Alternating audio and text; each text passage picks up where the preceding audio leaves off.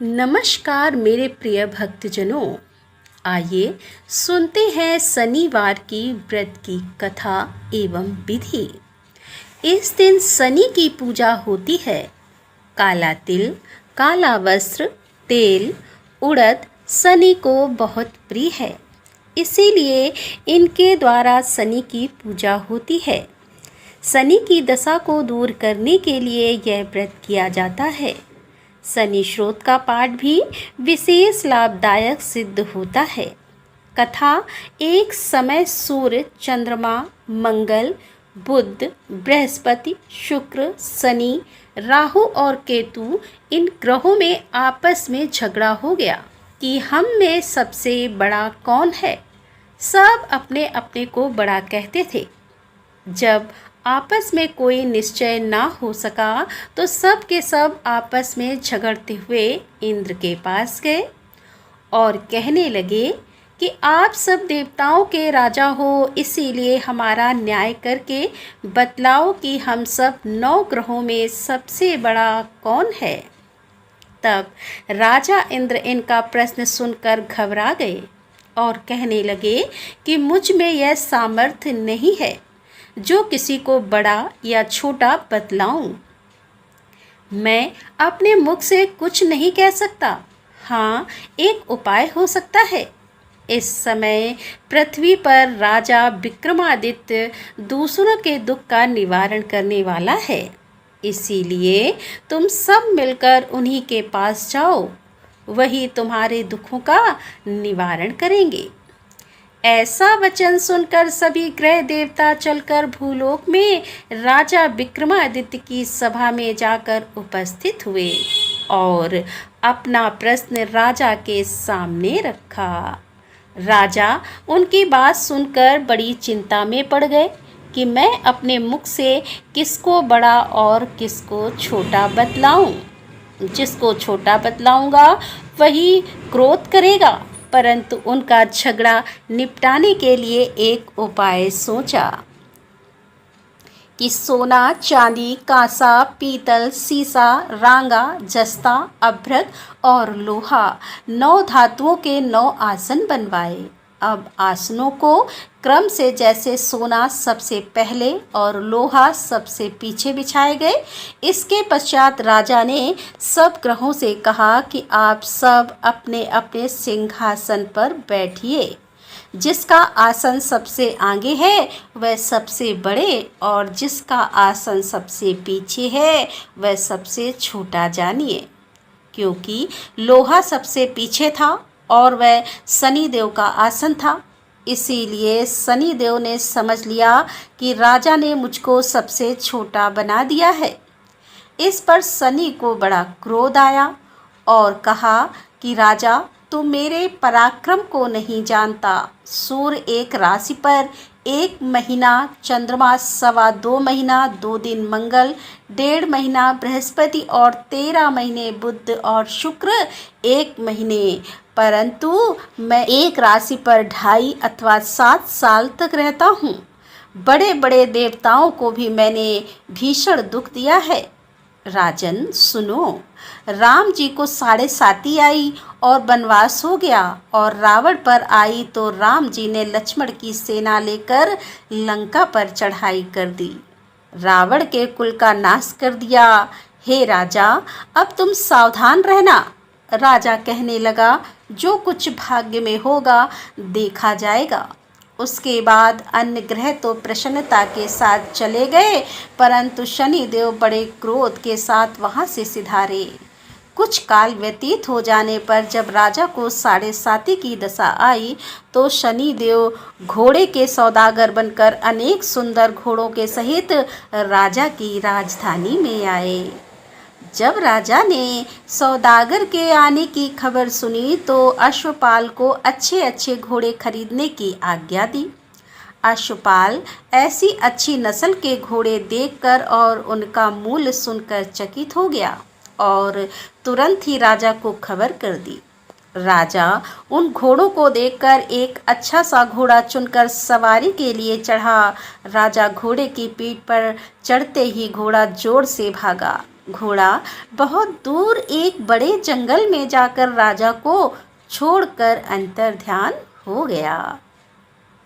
इसके बाद राजा अकेला जंगल में भटकता फिरता रहा। बहुत देर के पश्चात राजा ने भूख और प्यास से दुखी होकर भटकते भटकते एक ग्वाले को देखा। ग्वाले ने राजा को प्यास से व्याकुल देखकर पानी पिलाया। राजा की उंगली में एक अंगूठी थी, उसे निकालकर प्रसन्नता के साथ ग्वाले को दे दी और शहर की ओर चल पड़ा। राजा शहर में पहुंचकर एक सेठ की दुकान पर जाकर बैठ गया और अपने आप को उज्जैन का रहने वाला तथा अपना नाम वीका बतलाया। सेठ ने उसको कुलीन मनुष्य समझकर जल आदि पिलाया और भाग्यवश उस दिन सेठ की दुकान पर बिक्री अधिक हुई थी। तब सेठ उसको भाग्यवान पुरुष समझकर भोजन कराने के लिए अपने साथ ले गया। भोजन करते समय राजा ने आश्चर्य की बात देखी कि खूंटी पर हार लटक रहा है और वह खूंटी उस हार को निगल रही है।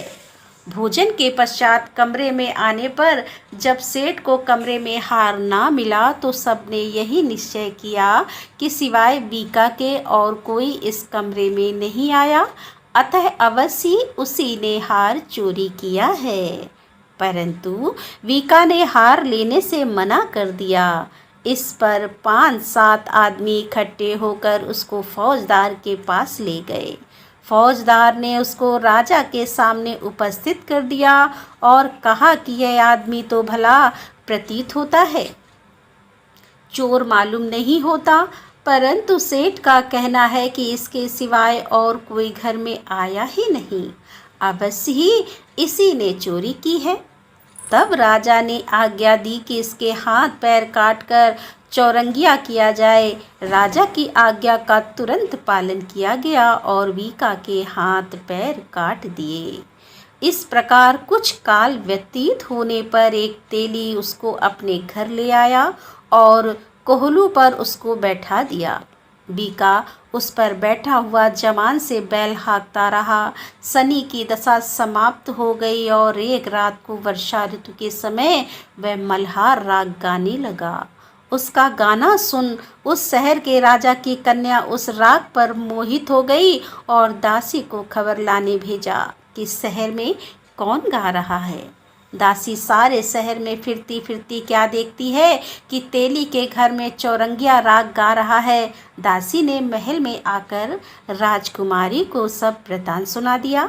बस उसी क्षण राजकुमारी ने अपने मन में यह प्रण कर लिया कि चाहे कुछ हो, मैंने इस चौरंगिया के साथ विवाह करना है। प्रातःकाल होते ही जब दासी ने राजकुमारी को जगाना चाहा तो राजकुमारी अनशन व्रत लेकर पड़ी रही। तब दासी ने रानी के पास जाकर राजकुमारी के ना उठने का वृत्तांत कहा। रानी ने तुरंत ही वहां आकर राजकुमारी को जगाया और उसके दुख का कारण पूछा।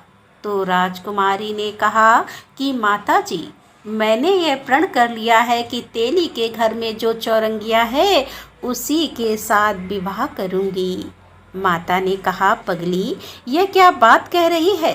तुझको किसी देश के राजा के साथ परणाया जाएगा। कन्या कहने लगी कि माताजी, मैं अपना प्रण कभी नहीं तोड़ूंगी। माता ने चिंतित होकर यह बात राजा को बताई।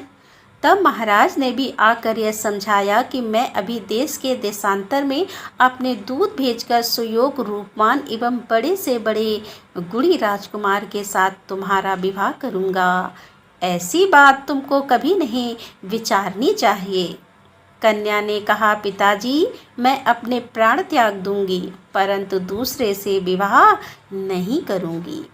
इतना सुनकर राजा ने क्रोध से कहा, यदि तेरे भाग्य में ऐसा ही लिखा है तो जैसी तेरी इच्छा हो वैसा ही कर। राजा ने तेली को बुलाकर कहा कि तेरे घर में जो चौरंगिया है उसके साथ मैं अपनी कन्या का विवाह करना चाहता हूँ। तेली ने कहा कि यह कैसे हो सकता है? कहाँ आप हमारे राजा और कहाँ मैं एक नीच। परंतु राजा ने कहा कि भाग्य लिखे को कोई नहीं टाल सकता। अपने घर जाकर विवाह की तैयारी करो। राजा ने उसी समय तोरण और वंदनवार लगवाकर अपनी राजकुमारी का विवाह चौरंगिया विक्रमादित्य के साथ कर दिया। रात्रि को जब विक्रमादित्य और राजकुमारी महल में सोए थे तो आधी रात के समय शनिदेव ने विक्रमादित्य को स्वप्न दिया। राजा, कहो, मुझको छोटा बतलाकर तुमने कितना दुख उठाया। राजा ने क्षमा मांगी। शनिदेव ने प्रसन्न होकर विक्रमादित्य को हाथ पैर दिए। तब राजा ने कहा, महाराज, मेरी प्रार्थना स्वीकार करें कि जैसा दुख आपने मुझे दिया है ऐसा और किसी को ना दें। शनिदेव ने कहा कि तुम्हारी प्रार्थना स्वीकार है।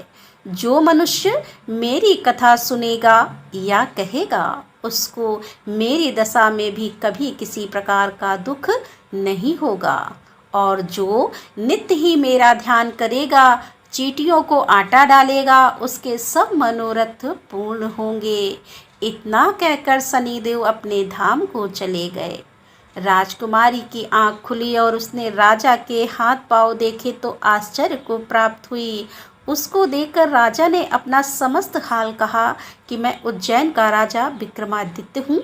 यह सुनकर राजकुमारी अत्यंत प्रसन्न हुई और प्रातःकाल राजकुमारी ने उसकी सखियों ने पूछा तो उसने अपने पति का समस्त वृत्तांत कह सुनाया। तब सब ने प्रसन्नता प्रकट की और कहा कि ईश्वर ने आपकी मनोकामनाएं पूर्ण कर दी हैं। जब उस सेठ ने यह सुना तो वह विक्रमादित्य के पास आया और राजा विक्रमादित्य के पैरों पर गिरकर क्षमा मांगने लगा कि मैंने आप पर चोरी का झूठा दोष लगाया, अतः आप मुझको जो चाहें दंड दें। राजा ने कहा, मुझ पर शनि देव का कोप था, इसी कारण यह सब दुख मुझको प्राप्त हुआ। इसमें तुम्हारा कोई दोष नहीं है। तुम अपने घर जाकर अपना कार्य करो। सेठ बोला कि मुझे तभी शांति होगी जब आप मेरे घर चलकर प्रीतिपूर्वक भोजन करेंगे। राजा ने कहा, जैसी आपकी मर्जी हो वैसा ही करें। सेठ ने अपने घर जाकर अनेक प्रकार के सुंदर भोजन बनवाए और राजा विक्रमादित्य को प्रीति भोज दिया। जिस समय राजा भोजन कर रहे थे, एक अत्यंत आश्चर्य की बात सबको दिखाई दी। जो खूंटी पर पहले हार निकल रही थी वह अब हार उगल रही थी।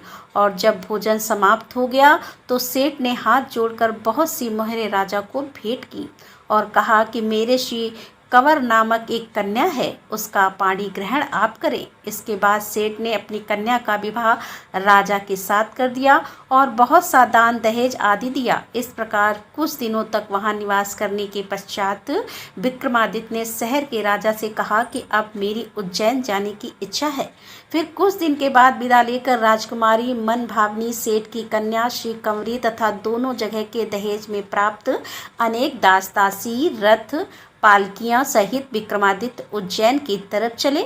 जब शहर के निकट पहुंचे और प्रवासियों ने राजा के आने का संवाद सुना तो समस्त उज्जैन की प्रजा आगवानी के लिए गई। तब बड़ी प्रसन्नता से राजा अपने महल में पधारे।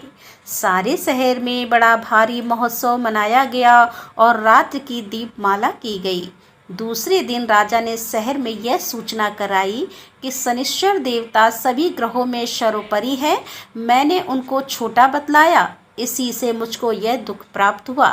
इस कारण सारे शहर में सदा शनिचर की पूजा और कथा होने लगी। राजा और प्रजा अनेक प्रकार के सुख भोगती रही। जो कोई शनिचर की इस कथा को पढ़ता या सुनता है, शनि देव की कृपा से सब दुख दूर होते हैं। शनिवार की कथा को व्रत के दिन अवश्य पढ़ना चाहिए। बोल शनिदेव महाराज की जय। तो दोस्तों, ये थी आज की कथा। उम्मीद करती हूँ ये कथा आपको पसंद आई होगी। यदि कथा पसंद आई है तो वीडियो को लाइक कीजिए, दोस्तों के साथ शेयर कीजिए और हमारे चैनल को सब्सक्राइब कर लीजिए। तो दोस्तों, मिलते हैं अगले वीडियो के साथ। तब तक के लिए राधे राधे, जय श्री कृष्णा, हर हर महादेव, जय भोलेनाथ की।